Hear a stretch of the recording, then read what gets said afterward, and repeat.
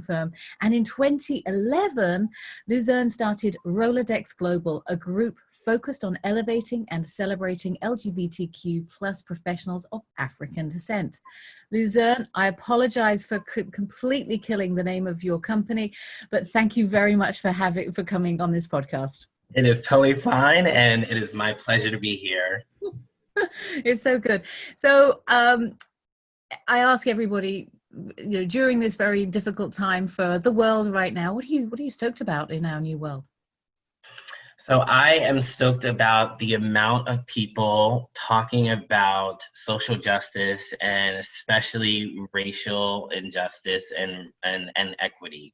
I've had a lot of very interesting conversations with different people who even, ranged from, I thought I supported you, but I realized personally that I haven't, and that I didn't understand the gravity of what's going on as much as I should have, to people who really felt threatened by the idea of Black Lives Matter. And I've had, sit down conversations with them and had to actually bring that new level of humanity to the conversation for them. And then once they see that, it's kind of like it clicks and they get it. Wow, you're having to do a lot of heavy lifting there. Yes, it has been quite a ride the last few months for sure. Working in the kind of talent engagement and diversity and inclusion equity world, it not only as a Black and LGBT identified person has been personally taxing, but then to also manage it in the professional world, there's kind of no getting away from it in a way. But at the same time, I'm also thankful to be in a position where I do get to help people kind of work through and address and navigate these issues. Well, I have to say, Luzerne, you're a saint, because the burden has been so heavy for so long. So to do this and to make this part of your mission, and you're so driven by it, it really is a gift. So thank you. Yes, it's something I realized I've been doing since junior year in high school, if not before. When I started my first, at high school, I started a group called Brothers for Academic and Social Enrichment, which still exists today at the Germantown Friends School. And since then, in every institution that I've been in, I've been a part of that struggle, if you will, starting a organization or leading an organization that's focused on underrepresented populations, mostly that reflect my own, but certainly, being a part of that conversation. And so it makes sense that I do what I do today. I can see you moving into politics, Luzerne. I don't know. I've had little pings here and there in my head about what if I did that. I don't know. That may be further down. And I don't know. There is so much crap going on in that area. I think the conversation that I've had in my head is that if I ever did something like that, my tagline would be that I was the worst politician ever. Like, I would make that my tagline, because I think when it comes to poly, I need it to be about policy and not politics. And so I would run a race where I basically said, I'm not here to negotiate on these kind of terms, and I really don't want to negotiate. I want to do what's right for the people. And but I also know, and even reading recently Barack Obama's book a few months ago, he even talked through how a senator who has great aspirations can over time kind of be pulled into these negotiations where, in order to get anything done in one area, he or she has to change in another area, or give something up in another area, even though they vehemently believe that both need to happen. And so those types of, I don't know if I'm cut out or built to make those kinds of, compromises for people. And so I don't know, we could see. I would say I would be the worst politician. Maybe that's, and maybe that's a good thing. I think so. I think so. That's good. So with so much change, what kind of guidance would you give for individuals and organizations that need to make significant transitions now? I think when you're looking to make a transition, it's first a step of reflection, understanding why it is that you feel that you need to make the transition. And it's really an internal conversation with oneself. And even if it's not a single person, a body, we could talk about a corporate body, the company, the culture of that organization, what is driving them, what they're about. The leaders of that company need to take a real internal look at what is going on in their organization, and be very real and truthful in it, right? Finding the truth, finding a point of honesty about their organization, and not the taglines, not drinking the Kool-Aid, as we say in the U.S., meaning really convincing yourself that you're the greatest thing ever, but really going in and digging deep to understand what's going on. It's what I call, the original diagnosis, if you will.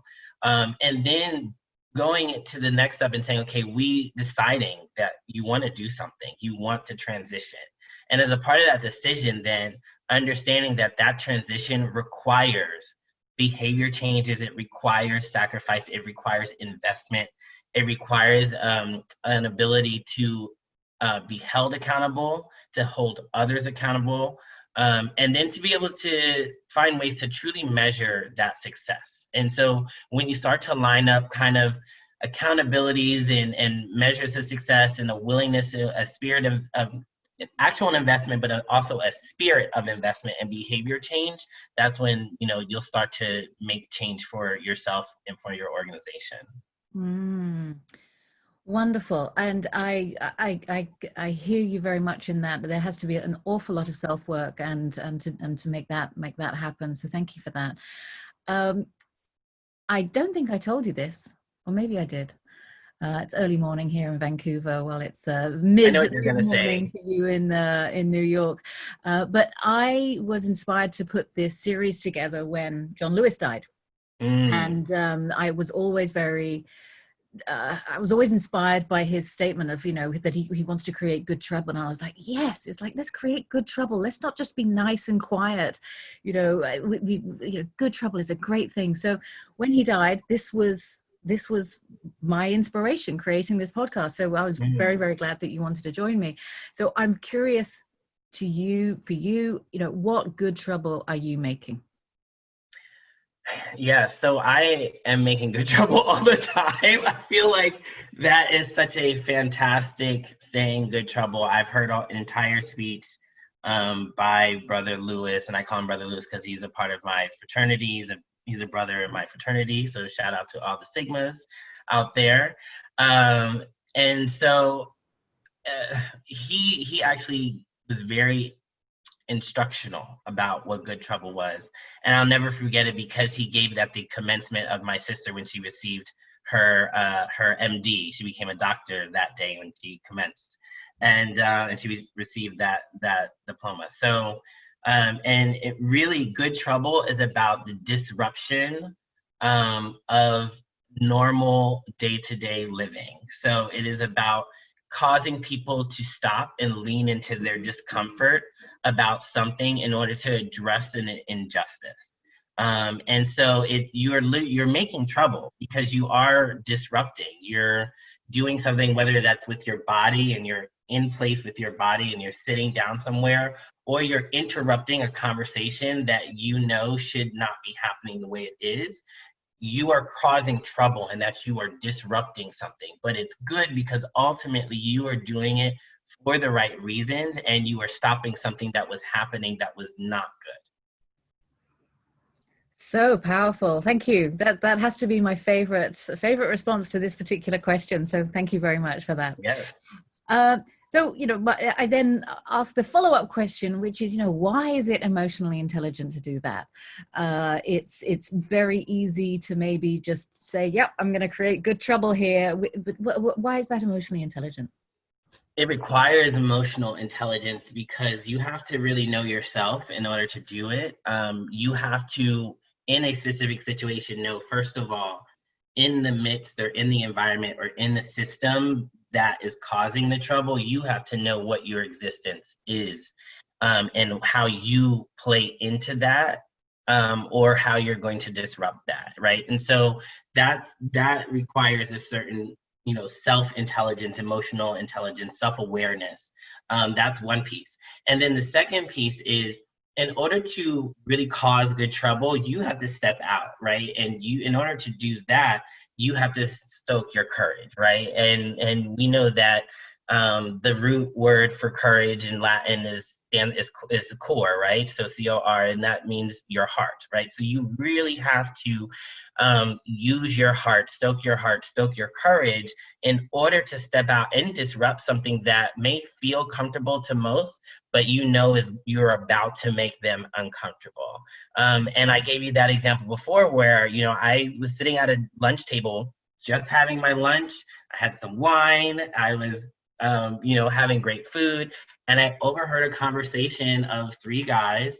And one of them was complaining about how his children kept coming home saying Black Lives Matter. And he was trying to stop that in his household, and was really, just turned off and was saying all these really just awful, but also more importantly, incorrect things about what Black Lives Matter as a movement meant. And, in that moment, I said, I just can't be me and sit here and listen to this. I have to. So I turned around, and, the statement that was said was, in the US, just as many white people are killed as Black people. And they all kind of nodded their head around the table and said, yeah, that's right. And they were echoing each other. And so I had to disrupt and turn around and say, I'm sorry, but what you're missing is that it's percentage. There are only 13% of Black people in the US population. So if the same amount of Black people are being killed at the same rate by police officers, what does that mean? And immediately that clicked for them. And from that point on, they actually wanted to hear more of what I wanted to say, and they actually invited me over, and they bought me drinks and food, and we had this whole conversation, and it ended up being a 3 to 4 hour conversation. So blew my work day out, and I had to go home and work later on that night, but it was worth it in the fact that I got to practice that good trouble in a sense and really disrupt their way of thinking and kind of make a bridging connection to a group of people that I just, at this point, I wasn't so sure I could actually make that connection anymore. Such a powerful example. And what I don't know if you see it as a reward that they were so generous in giving you food and stuff like that, but for them to have that curiosity and to want to have that kind of conversation is actually a wonderful thing, because it's very easy for people to just put the shutters up and not want to talk about it because for whatever reason it just doesn't relate with their beliefs. So that's a very powerful story, and again about you being courageous from the heart from that moment. So thank you. Yeah, I mean, I think I wouldn't call it so much a reward. It was nice, but I think what was important was that I came to them with an understanding that they did not understand, that there was a lack of education, and and understanding also that humans are creatures that understand incentive.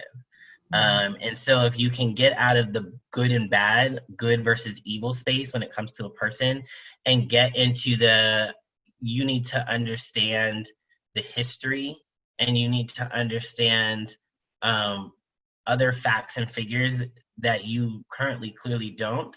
Once you get that, you don't even have to tell them what the conclusion is. You don't have to conclude for them. They will make the conclusion themselves. And it's a lot easier, as a coach, it's a lot easier for someone to accept the truth when they come up with it themselves. So if I say, again, something as simple as its percentage, right? 13% of the population is being killed at the same rate as, the majority population. What does that mean? I don't have to say anything beyond that. They can then already make that click. And so, simply, I'll say the one other thing that I said that was interesting is I said, Trayvon Martin, what do you think about that situation? And they said, oh, this was a kid, Skittles, that was awful. Clearly, the person who was screaming in that tape was a kid, it wasn't George Zimmerman. I said, okay, Breonna Taylor, oh, that was awful. How does police come in there without a warrant and shoot her, all of these things? And I said, okay. And I went on and on. And, at the end, I said, just so you know, this is where Black Lives Matter came from, because all of those things added up together makes a statement that says Black lives don't matter. I mean, can you imagine that happening to your children, all of that, and to your wife and to your, and I said, no, we can't. And I said, well, this is all that's saying. I said, it's not a terrorist movement, because they're really in that mode of like, this is some kind of terrorist movement. I said, no, this is not anarchy. This is not terrorism. This is literally just stating something that needs to be said because we continue to see evidence of the contrary. And once they got that, there was like no argument. And they were totally like, oh, we see. And I think it's those types of kind of conversations that need to happen, and education, frankly, that need to happen a lot more. Very well said. Thank you, Luzerne. So what is one thing that viewers can take away? I would say lean into the discomfort, lean into the education, and, you know, get excited about having these conversations more and more. There's so many different ways to have these conversations, and I think it's important to do it. Then I think it's important to take action, figure out what you personally are going to do to make sure that the world that we live in, the environment that we live in, the systems that we exist in, are made better for everyone. And you know, the last thing I'll say is pay attention to intersectionality.